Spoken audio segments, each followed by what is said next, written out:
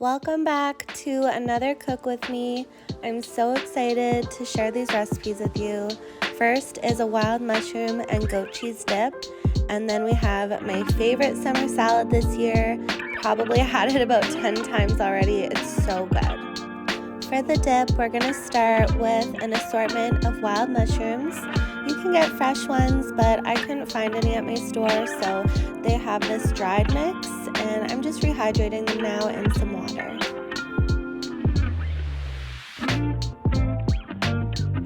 Now I'm just preheating the oven to 400 degrees Fahrenheit as I prep the ingredients. Walter's hanging out with me as usual, and we're just starting out by slicing some white onion.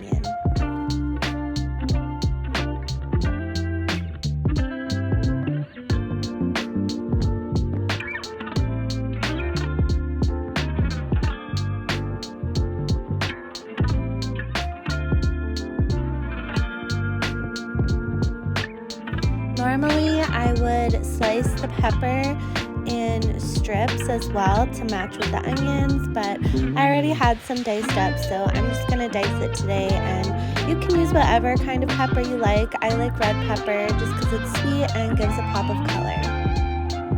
In addition to that wild mushroom blend, I'm also just slicing up a few cremini mushrooms.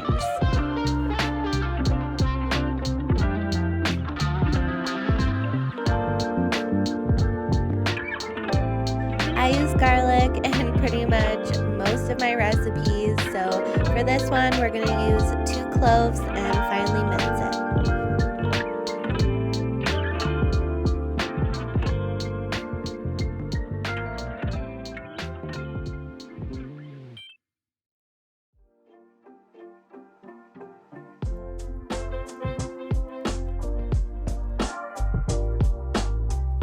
In an oven-safe skillet, we're going to melt 1 tablespoon of butter, and I'm using goat's milk butter just to stay on theme of using goat's milk in this recipe.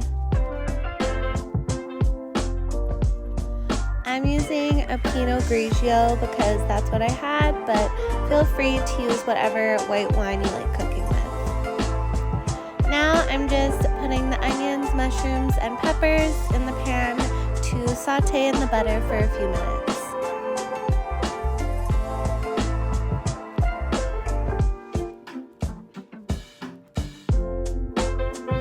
After the veggies have softened, then I add the garlic. I like to add it a little bit later and only cook it for a few minutes just because it burns easily.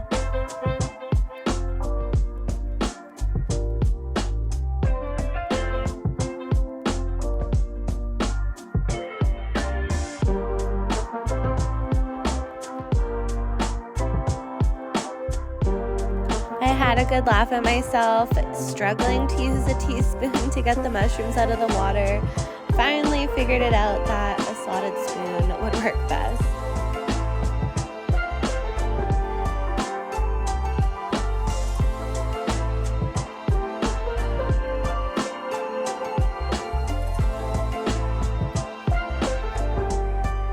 Once the onions are caramelized and all the mushrooms and everything are softened, then you're going to add in your white wine for a few minutes just to reduce down and cook out some of that alcohol. And I'm just grating some white cheddar goat's cheese, keeping again on theme with using goat's milk, and this is going to be used to top the dip with.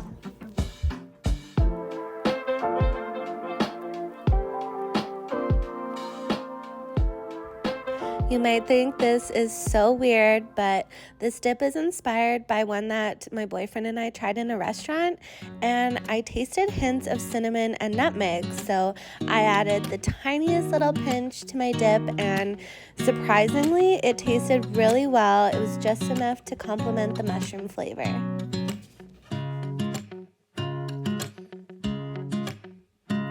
I'm using a goat's milk chevre, however you say that, I don't know.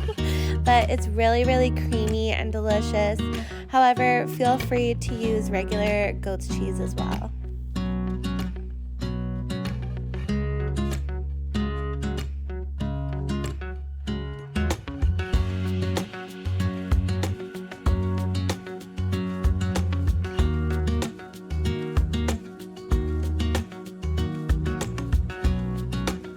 Once your dip is topped with the grated cheese, we're going to stick it in the oven at 400 for about 10 minutes, just till that cheese is ooey gooey and melted.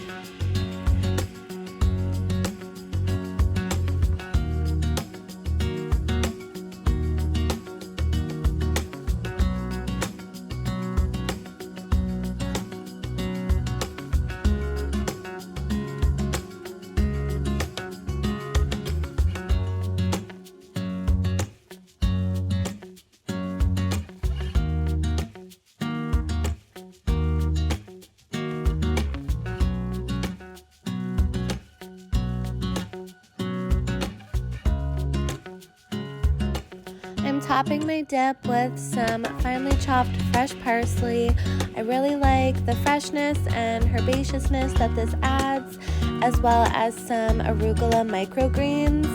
So good. And we just use tortilla chips to eat this dip, but feel free to use bread, crackers, whatever you like. It is delicious.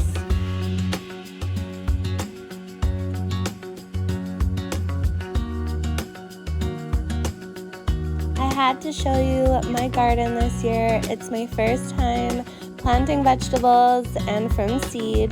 This is a garden box that my boyfriend got for me, and I'm just super excited about it. I wanted to show you how well my lettuce, chives, onions, tomatoes, carrots are all doing.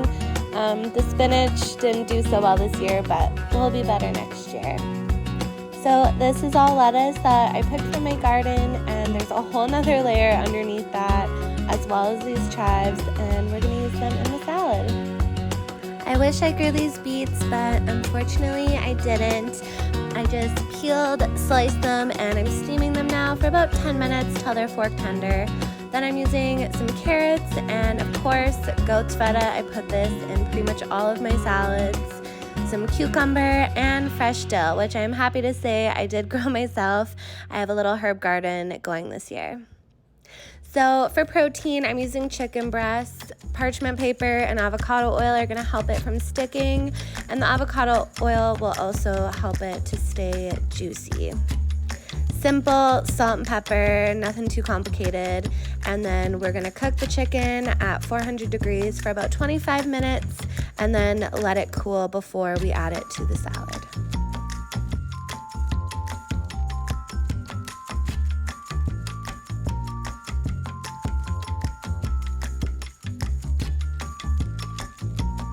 For a little more protein and an added crunch, we're gonna add sliced almonds to the salad.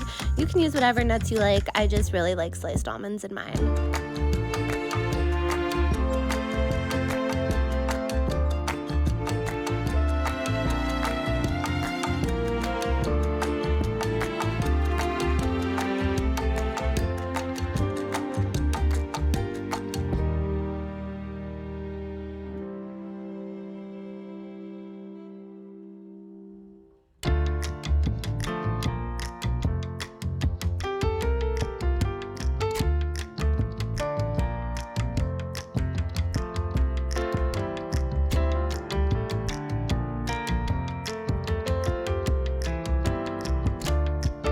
My beets are done steaming, they're fork tender, and I'm a little impatient to let them cool down, so I'm just giving them a rinse with some cold water.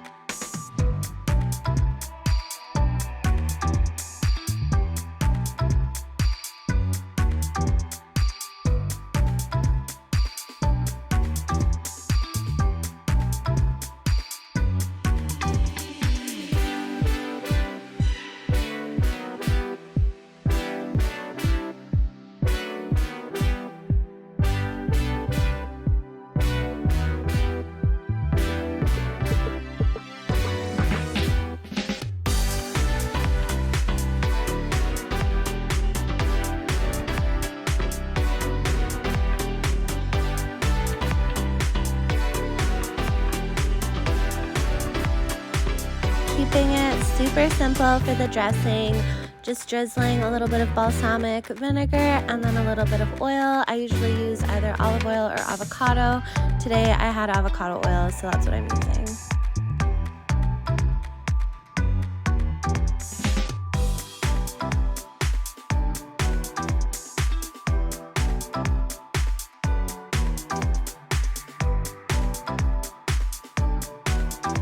I like to toss this salad before I add in the beets and the feta because I find the feta sometimes can kind of melt into the dressing and you lose the little bits of it.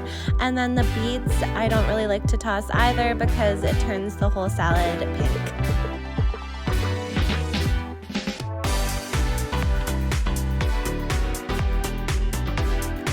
It's up to you. I really like balsamic vinegar, so I like to top mine with a little drizzle, but you don't have to.